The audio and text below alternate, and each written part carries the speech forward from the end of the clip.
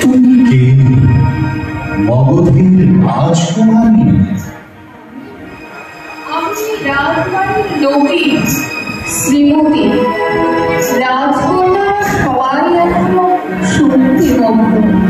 তাহলে তোমার কাছে ভিক্ষা মাগি। আমি যে অভাগী, কি ভিক্ষা দেব? তোমার যা শ্রেষ্ঠ দান। আমার মধ্যে শ্রেষ্ঠ কি তা তো আমি জানি নে।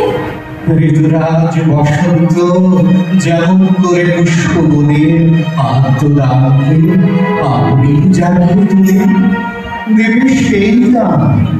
তোমার সেই দিন আগত শ্রীমতী, তুমি ভাগ্যবতী।